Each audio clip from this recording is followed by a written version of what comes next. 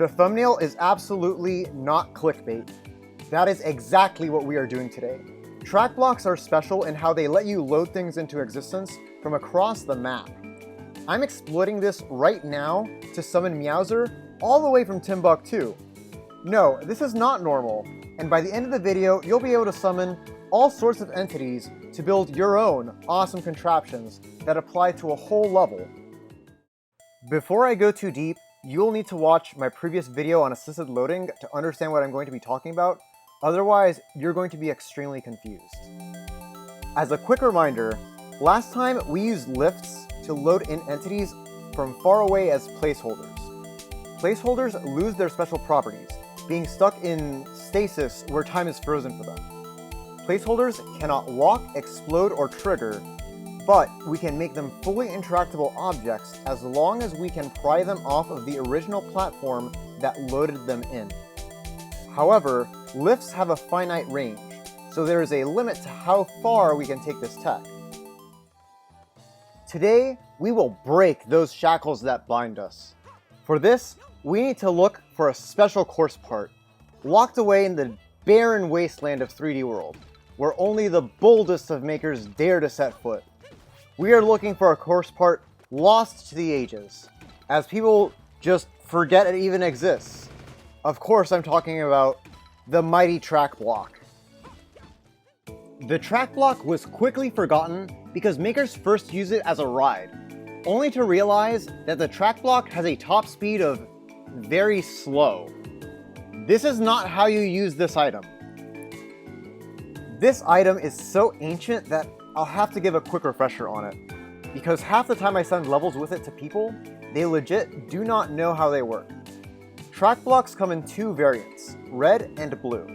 Red ones move automatically, while blue ones require the tender touch of Mario's boots to activate. These blocks move while on-off is set on, and don't move while it is set off. The most important feature for today's discussion is that track blocks are super global entities, meaning that they are loaded from across the map, and that is what we are going to abuse today. Lifts and track blocks give an assisted load to any entity on them in the editor, but lifts have a finite range while track blocks do not. So if we put a bomb on a track block, then it will load the moment we enter the map. But remember, this bomb will load as a useless placeholder that can't explode. All we need to do is get the entity onto some other ground to make it fully interactable.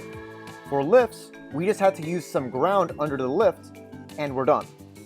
This is where things get complicated for track blocks, because we can't just put ground on the track block tile. We are going to use a technique I developed called Super Globally Assisted Load to Interactable, or SALTI for short. That is because we are using an assisted load that is super global, meaning that it's an assisted load from across the map, and then we make that object interactable. So, super globally assisted load to interactable. To do this, we will need global ground, because the whole point of this technique is to build contraptions very, very far away from Mario. And that's not helpful if our items keep despawning. So in 3D World, we have a few types of global ground available to us. We have track blocks, exclamation blocks, cloud blocks, dash blocks, and other placeholders on track blocks. Additionally, anything inside of a clear pipe will be globally loaded. For our purposes, no, snake blocks and creeper stems will not work because they don't load from across the map. So they're global ground, but they are useless to us. With that out of the way, let's make some salty boys. The main way to make a salty entity is to make a giant version of the item and have it be half on a track block and half on another piece of global ground. Having it be on a track block will give an assisted load to make a placeholder. Then, the global ground props it off of the track block by just a subpixel, which can be enough to make that placeholder interactable. Well, Loop, which global ground? It depends on the item.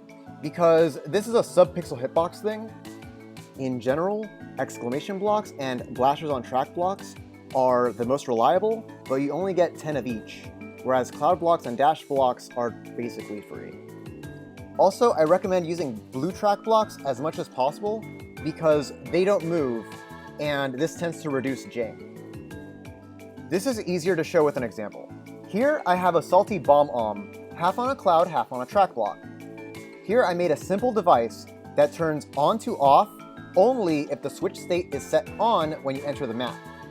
As a SALTI contraption, this works from anywhere and covers the whole map. Here is another example. This device stores a giant SALTI spike ball in a clear pipe and then blocks the end with a SALTI bill blaster. When a P-switch is activated, this contraption releases the spike ball to activate the on-off switch. Thus, this is a P-switch to on-off converter that works from across the map. Here is another example. This device uses a SALTI bomb to turn on to off after track blocks have advanced 8 tiles. You can use this to send all track blocks in the map to wait and hold at a specific position. Of course, if your name is Timothy and you're quite small, you can also summon some giant winged Meowsers to always keep Mario company. But let's say that we are working with something that cannot be made big, like a P-switch. What do we do then? Well, here's the other option. You can use a red track block or exclamation block to push it onto another piece of global ground, like this. To show this off, here I have a device with a SALTI bully that triggers a SALTI P-switch if you lose a Goomba mask in the level. This is a simple Goomba mask removal detector, and you can use this as an alternative to a don't take damage clear condition when you also want checkpoints or resets. So go ahead and knock yourself out with it. Now let's say that contraptions aren't your thing and you find this kind of complicated. That's okay, because in the description, you'll find a link to a guide that I made with blueprints for all sorts of SALTI contraptions already made for you. Feel free to copy-paste. There is one more key thing that you really need to know for SALTI contraptions. If you stack things on top of each other, only the object in direct contact with the track block will make a placeholder and potentially become SALTI, which is lame. Except in vertical worlds, which apparently have very different rules. Because in a vertical world, not only will the solids you put on top get loaded as placeholders, they will also instantly become fully SALTI without any other special setup.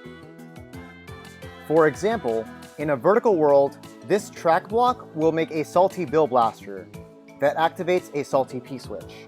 The crate at the bottom has the same normal rules, so it's just a placeholder. Only things stacked on top of it will become SALTI without extra effort. So if I remove the crate, I will have a placeholder P-switch and a SALTI blaster. Placeholder P-switches cannot activate, and so nothing will happen. If we do the exact same setup in a horizontal world, the P-switch and blaster don't even load as placeholders, so in a horizontal world, nothing will happen. These contraptions can be chained together intelligently to make very complex machines. Here's the most complex device I've ever made.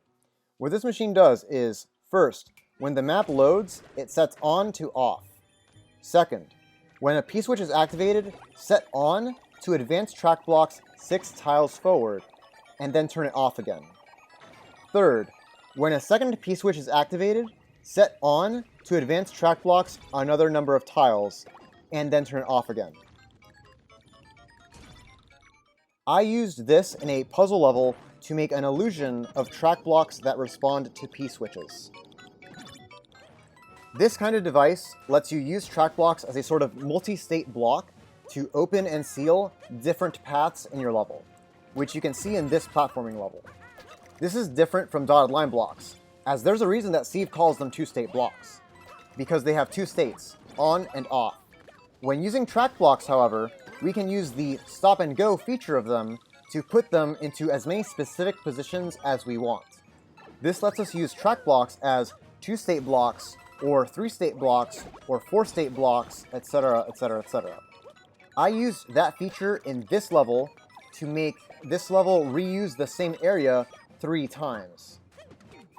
I understand that this device is complicated, but this is just a proof of concept to show that I figured out the base rules well enough to make a huge device out of it. Time for some frequently asked questions. Yes, this technique is exclusive to 3D World, because yes, track blocks are the only thing in the game that do this. No, blocks on tracks do not count as track blocks. No, this is different from global ground. No, you cannot get this to work outside 3D World. And yes, I tried. Again, if any of this is confusing, you can always fall back on the pre-made blueprints that I'm providing for you in the link in the description below. I made these schematics optimized to be cheap and cover lots of your basic needs. Just copy paste into your own levels. Like seriously, I'm posting these to make your life easier. With that, I hope you found this video guide helpful. I look forward to seeing what you guys can make with this tech, so just have fun with it. Let me know in the comments if in the future you would prefer more tech guides versus topics in level design. I can talk about either for days, just let me know which you would like more. If you like this content, subscribe, and I'll see you around, guys. Later.